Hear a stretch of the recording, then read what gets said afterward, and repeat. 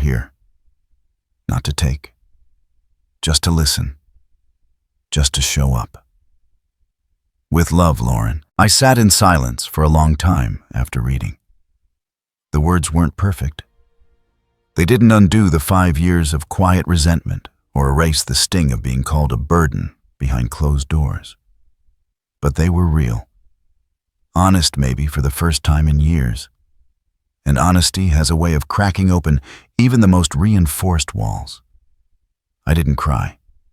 Not because I wasn't moved, but because for once I didn't need to. My tears weren't the currency anymore. My choices were. I placed the letter in the drawer where I kept Sarah's photograph. Her smile, still soft, still knowing, seemed to say, "Told you they'd learn eventually." That weekend I baked pancakes for the neighbors' grandkids. Nora brought fresh blueberries from the market. We sat in the backyard drinking coffee and watching the children play, just like I used to with Walter and Margaret. One of the little boys asked, "Do you have grandkids?" I smiled, unsure of how to answer. "I do," I finally said. "And they're learning."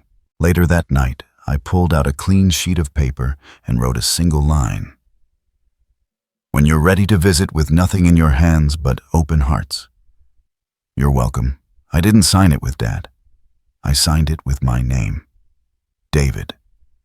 Because before I was anyone's father or husband or caretaker, I was myself. And now I had found that man again. That was the legacy I wanted to leave.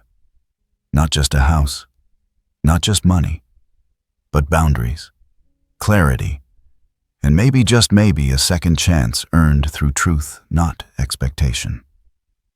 Part 7. The closing circle. I never imagined I'd see them again on my porch. The fall morning sun cut through the orange leaves above Asheville. My porch now quiet, and mine alone carried the scent of coffee and old pine. I was sipping my second cup when the sound of tires on gravel interrupted the stillness. A gray minivan pulled into the driveway. The engine turned off, but no one moved for a long moment. Then the passenger door opened slowly. Lauren stepped out. She looked smaller than I remembered, still elegant. But the confidence she used to wear like perfume had faded. Behind her came Bradley, then Margaret and Walter. The children clung to their parents, unsure, clearly told to be quiet and respectful. I stood, but didn't move toward them. Lauren held a manila envelope and a travel mug. She took 2 steps forward. "Dad, may we talk?" I didn't answer right away. The silence stretched, only broken by a crow in the distance. "You came a long way," I finally said, setting my mug on the railing. "Must be important." She nodded.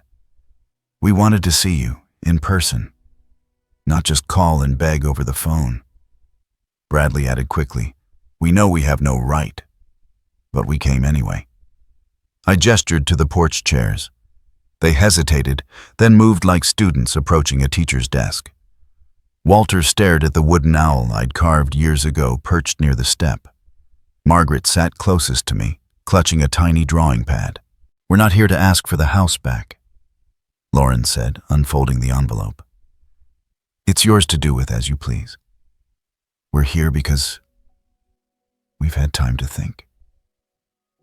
"Time's a good teacher," I said.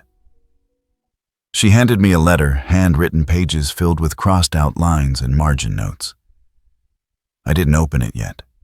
Instead, I watched her eyes. They didn't dart or dodge. "It's not everything you deserve to hear," she continued. "But it's the truth, or at least the beginning of it." Bradley reached into his coat pocket and pulled out a ring box. "It's Sarah's wedding band," he said quietly. "We found it at the bottom of one of the storage boxes. We thought it belonged to Lauren, but it doesn't." I took it gently.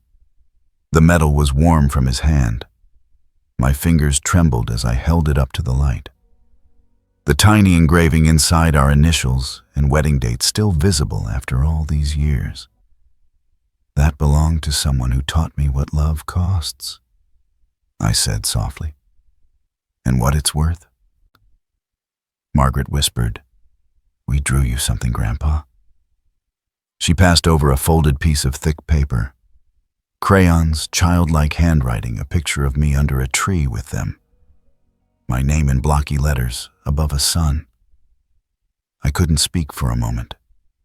My throat burned. My chest tightened. Lauren stood. "If you don't want to see us again after today, we understand. But we'll wait here while you read the letter. No pressure, just honesty."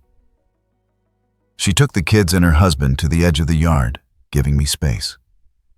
I sat down alone again, but not lonely. I unfolded the letter. It began simply.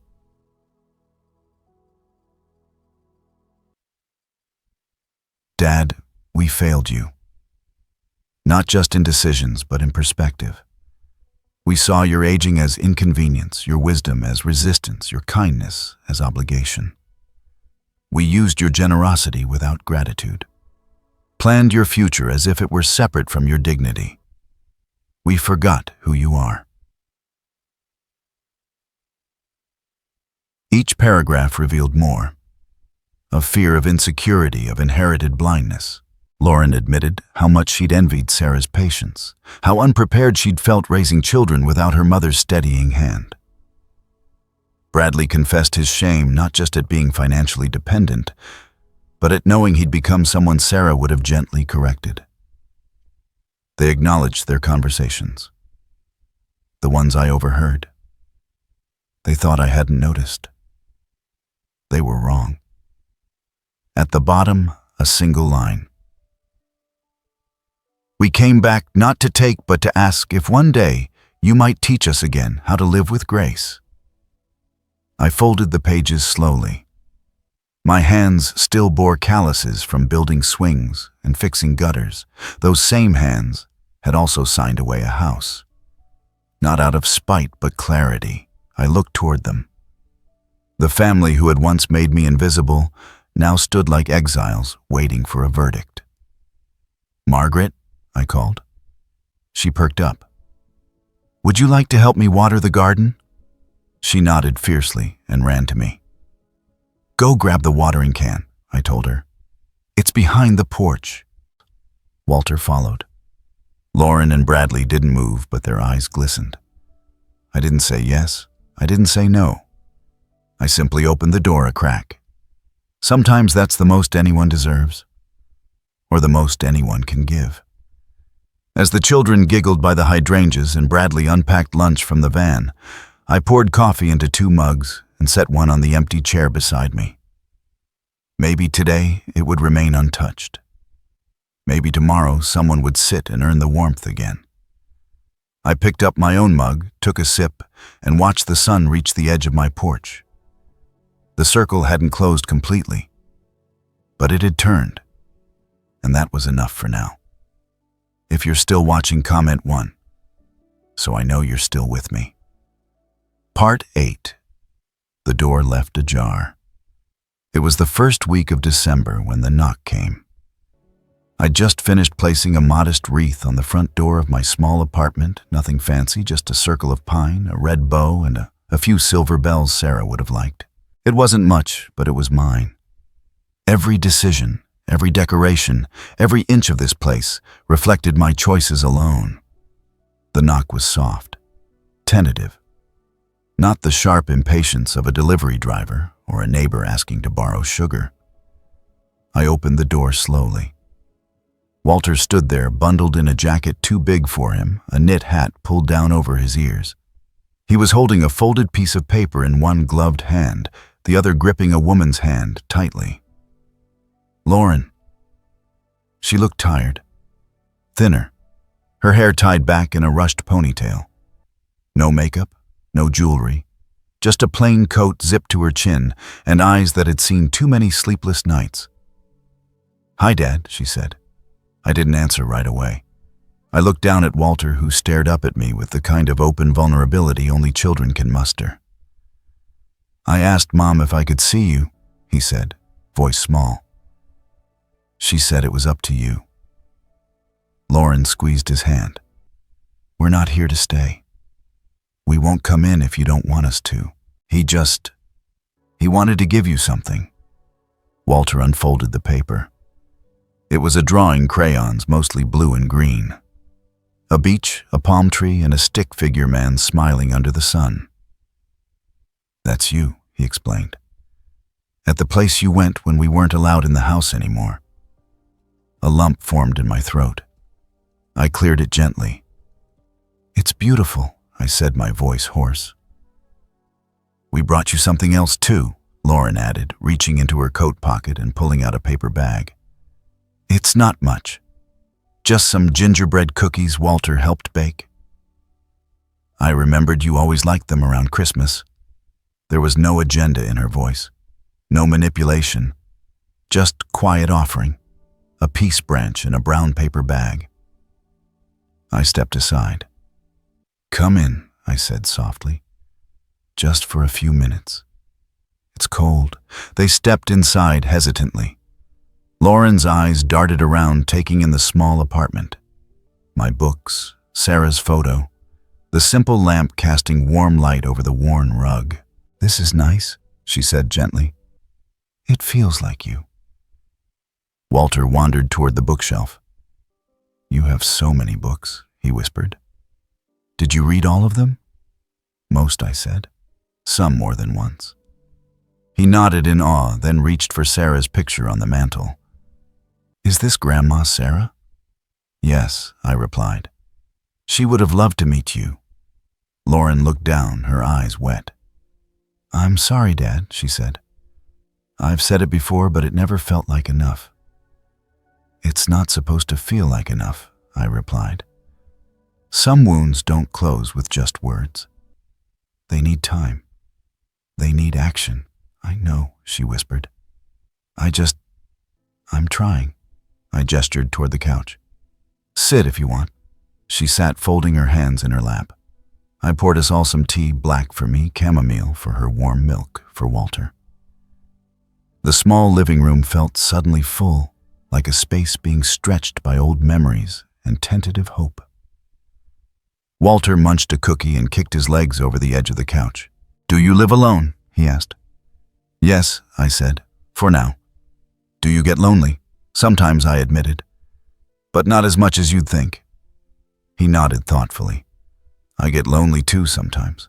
Our new place is small, and Mom and Dad are always tired."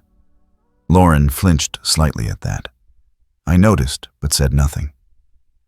"We're working," she explained. "Both of us. I'm doing night shifts at the clinic. Bradley's picking up construction work." "That's good," I said. She nodded. "It's hard, but honest. We're not asking for anything, Dad. I want you to know that. We're just trying to rebuild." I studied her face. There was humility there now. A quiet exhaustion I recognized not just from labor, but from growth. Real, painful, necessary growth. "Walter asked to come here," she continued. "He wanted to know where you went, and I didn't want to keep lying. I appreciate that." Silence filled the space again, but this time it wasn't tense. It was tender, careful. Lauren reached into her coat and pulled out a small envelope. "This is a letter from Margaret. She couldn't come today. She had a school project, but she wanted to write to you."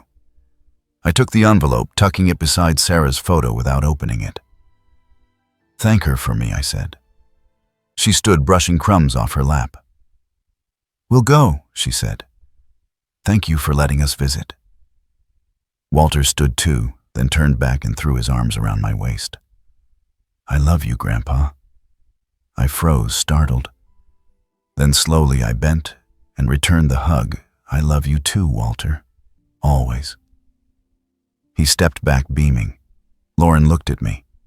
"Can we maybe visit again sometime? just now and then. No expectations, no pressure.